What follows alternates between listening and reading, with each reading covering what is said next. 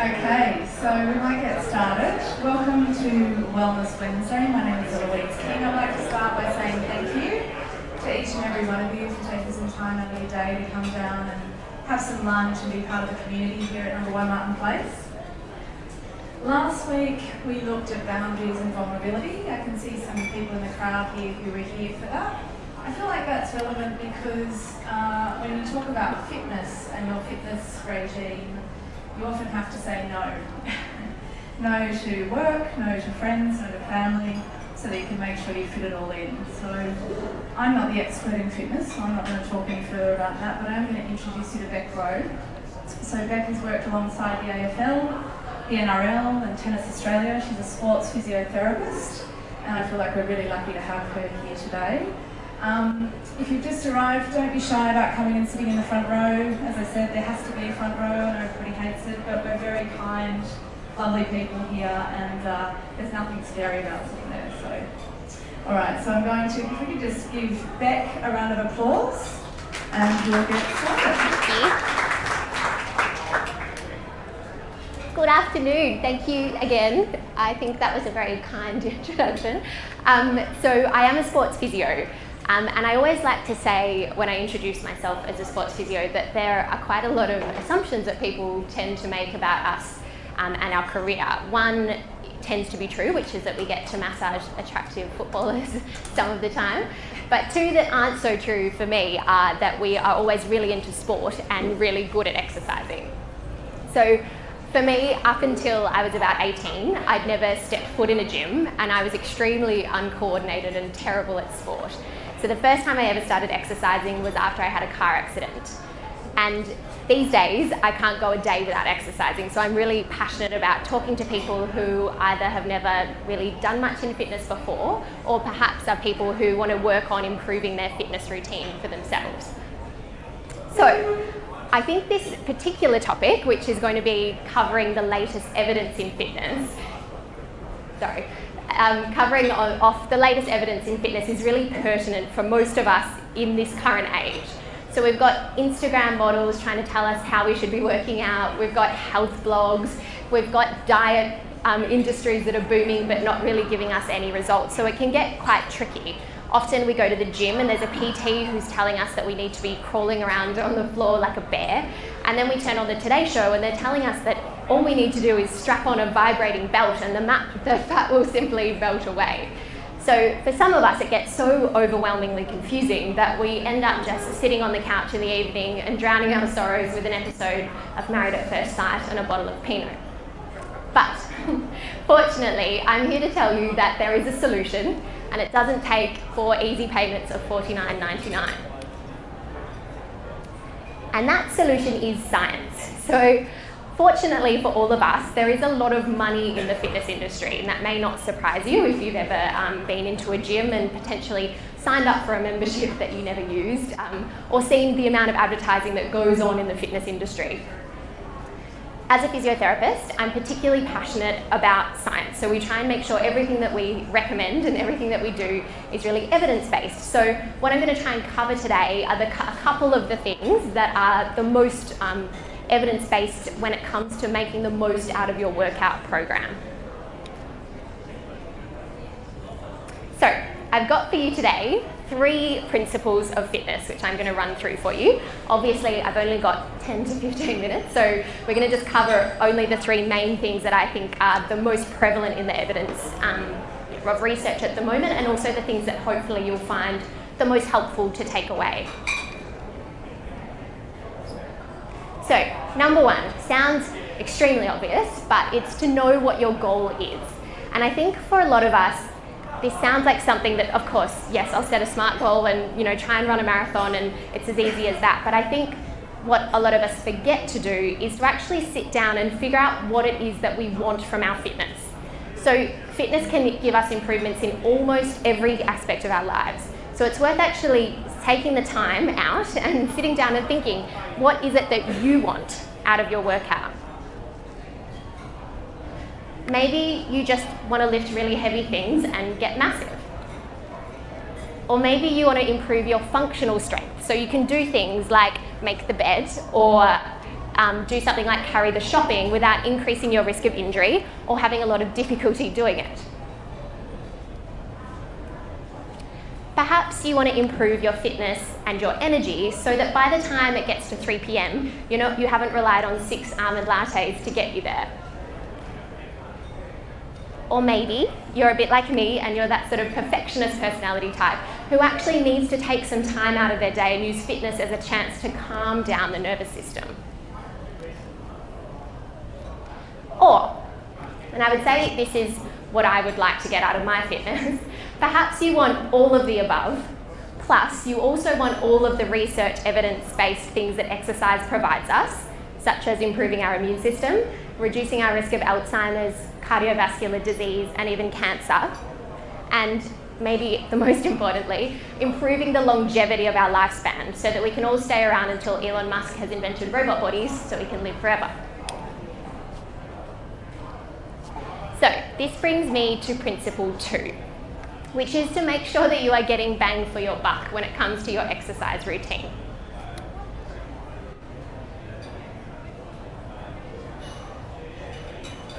So this is the current guidelines, hopefully that's up quite high, won't hurt your necks looking at that. These are the current guidelines for what the World Health Organization and the Australian Heart Foundation recommend when it comes to how much fitness we should all be doing. So as you can see, it's quite vague. I'm just going to add in, so based on the latest research and my physio opinion, I also recommend adding in 2 strength trainings and a stretching session, but we'll talk about this a little bit more shortly.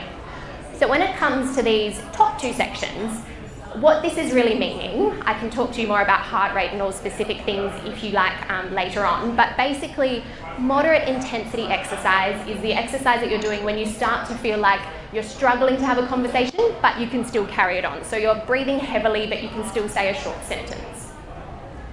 High intensity exercise is sort of thing like if you're running at your absolute fastest and if you tried to have a conversation, you could probably only utter a couple of words. So this is what is recommended to us, but it doesn't really give us, I think, a lot of information as to how we should achieve this. So does anyone have an idea as to what we might as physios recommend are the 2 best ways to get those sorts of exercise with the most minimal amount of time and the least risk of injury? Walking is a good one, and it would definitely help if you were particularly walking really fast. It would help get up your moderate intensity. Any other ideas? Swimming? Yeah, we'll talk a little bit more about walking and swimming shortly. Anything else? I'll give you the answer, so it's okay. So, what we recommend based on the evidence is high intensity interval training. So there's 2 different things that I'm going to talk about. One is this. Does anyone here do HIIT training? Just raise your hand. Great. So it's super popular at the moment. There's lots of people making lots of money out of HIIT training, like F45. But it doesn't have to mean throwing ropes around and jumping up and down on boxes. So what HIIT training essentially is doing a high intensity stint of exercise followed by either a rest or a lower intensity period of exercise. So that could be something like being on a bike and doing a sprint on the bike followed by a slower period. It could be doing a sprint running and then a jog, or it could be doing something more like a circuit class. So there's lots of different ways to achieve this. Now the reason it is so popular and the reason that we advocate for it so much is because it's able to get us to this higher intensity so much more quickly that both psychologically and physically we're able to reach a body intensity that we couldn't get if we were doing something for a longer period of time. So there's a really good study that was done where they took a whole bunch of inactive men, which I'm sure is nobody in this room, and they basically put them into 3 groups. So one group just got to stay on being inactive, staying on the couch. The other group, the second group, were told to do 3 lots of 45 minutes of cycling per week for 12 weeks. And the third group, they did 3 times a week as well, but all they had to do was 30 seconds as hard as they could, followed by 2 minutes, 3 times. So if you quickly do the maths there, what you'll see is that the third group had to put 1/5 of the amount of time into their exercise. And what they found at the end of that 12 weeks was that the 2 cycling groups, so the one that took 1/5 of the amount of time as the other, both groups got the same improvements in all of their health outcomes, which is pretty amazing if you think about it. And if you're a bit like me and you don't have a lot of time, this sort of exercise gives us a lot of promise in terms of how we can achieve similar results with minimal amount of time.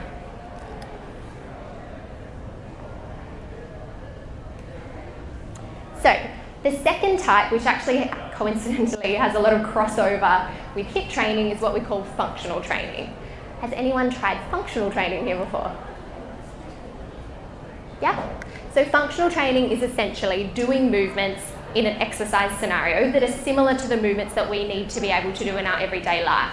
So it might be something like that picture of the girl with the rope before, which would be similar to, say, flapping up a doona, which is surprisingly takes more energy and strength than sometimes you realise. And I've had quite a few patients come in with doing their backs with that particular movement. So movements that are basically mimicking anything that we might need to be able to do in our daily life.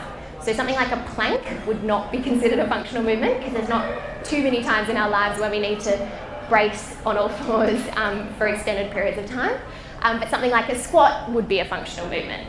So this can sort of be seen in, again, an F45 class, potentially a CrossFit class, but you could also do this at home with just a light weight that you got, or a bag of flour or rice or something from the kitchen. If you Google functional training programs, there's plenty of stuff that comes up. And what I find with this style of exercise is because we're getting our body to work in the way that it was designed to work, we end up actually reducing our risk of injury whilst exercising, but also reducing our risk of injury outside of the exercise program, which is an added bonus.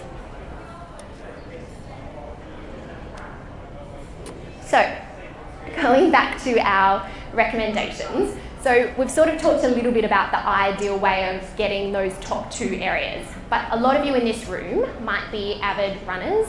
We got any runners in the room? Or cyclists, or swimmers potentially. And what I've found when I work with any of you guys is that you really love your sport. So the idea of me saying, sorry, I've just decided that we're going to change that all up and get you doing an F45 class instead will probably not please you. But what I do recommend to people who do one of those more purely cardiovascular sports as their main exercise is that you think about adding in some strength training. So what you'll find if you do HIIT or you do functional training is that you're getting both cardiovascular benefits, but also some strength benefits as well. Whereas if you're doing just a purely cardiovascular type exercise, sure, you'll get a little bit stronger, but you're not getting the strengthening benefits that you would get if you were doing a proper strength program too.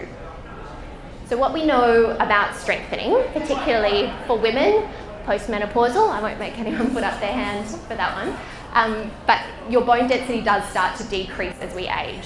And the only way that we know how to maintain that is by doing weight-bearing exercise, which could be something like jogging or strength training. So strength training actually does this amazing thing where there's these little cells in our body that are the ones that build bone. And when we do strength training, it actually switches those little cells on so that they work harder to build more bone for us, which I think is really cool when you think about it. The other thing, so this is starting to sound intense, I'm going to show you a little sample program because it's not actually that hard to achieve all of these things. So the other thing that we do obviously advocate for is stretching. Does anybody actually do any stretching in their daily routine? Yeah, great. And is that yoga generally? Yeah.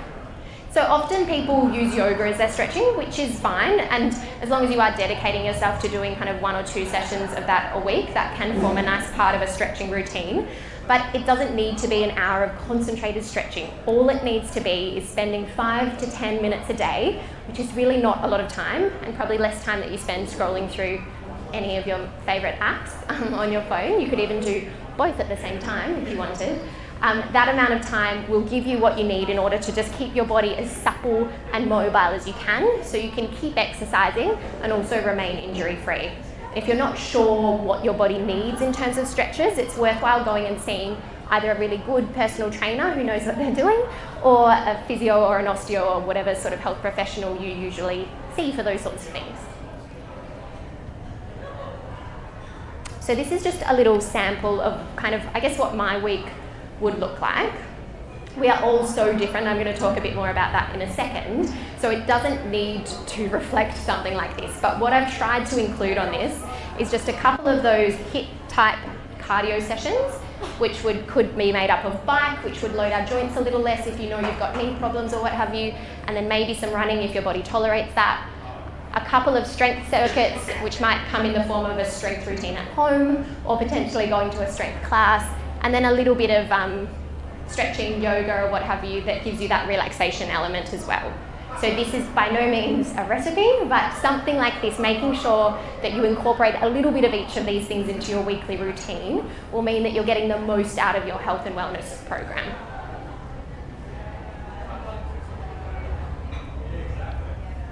And this is my third principle, which somewhat contradicts everything else that I've just said. But I think science and guidelines are all well and good. But at the end of the day, I really believe, and from what I've seen with other people that I've treated over the years, is that something is always better than nothing. So most of you look like you probably already have an exercise routine, so this is probably applies a little less to you. But at the end of the day, getting out of bed or getting off the couch and doing some sort of movement is always going to give you an improvement in your health, your energy, and your overall longevity in life.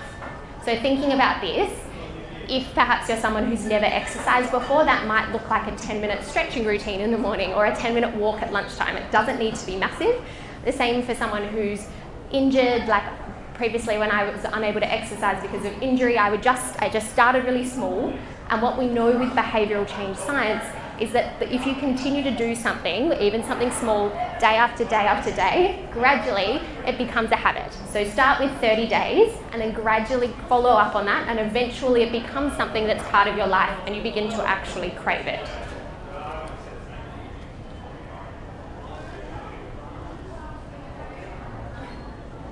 So this is just, I'm going to finish up with one of my favourite quotes, which I won't read out, you can read that yourself.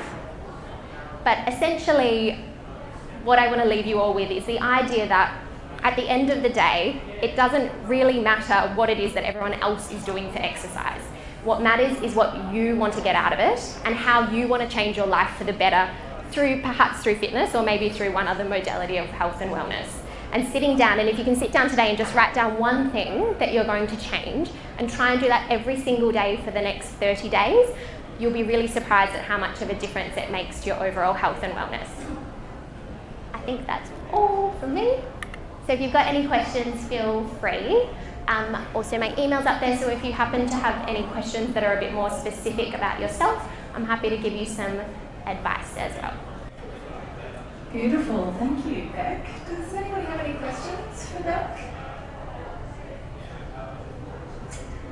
Yes, Joe?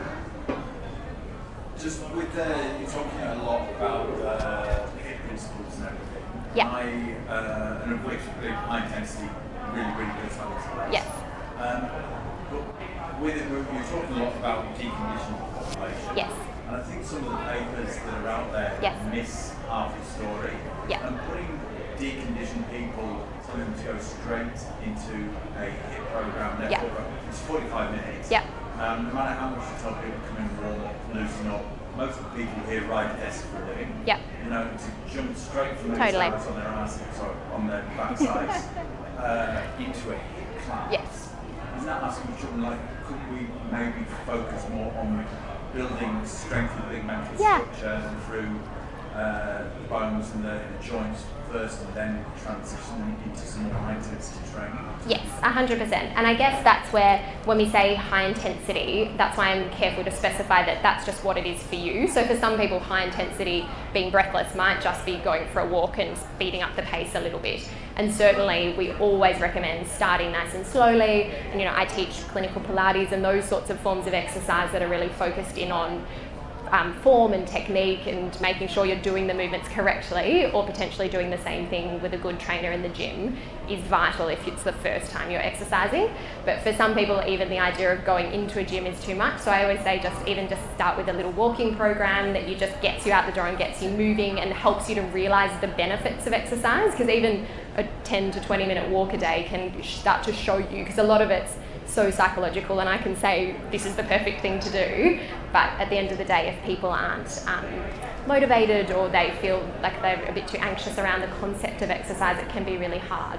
So definitely going and doing an F45 class if you've never exercised before is not advisable, but something like you could do HIIT intervals on a bike would generally be safe for most people, and that's, you know, low joint loading, but you get those cardiovascular benefits. Yeah. Excellent. Any other questions? Right up the back. I just wanted to ask, what are the time frames for those There's actually no strict guidelines around that, so it depends on your fitness levels firstly. So some people might start with 30 seconds on, 2 minutes off, like that bike example that I talked about, or there's stuff like fartlek training, which people might have heard of, where you're doing much smaller intervals with like 15 seconds on, 20 seconds off sort of thing. So it depends on your fitness level, what you're wanting to achieve. You can play around with it a little bit. There's just the main thing is that you're getting a little bit of a break between intense sessions. Yeah, it's a good question, but I don't think that there's any like strict answer as to for the general population. Yeah. Thanks, Beck.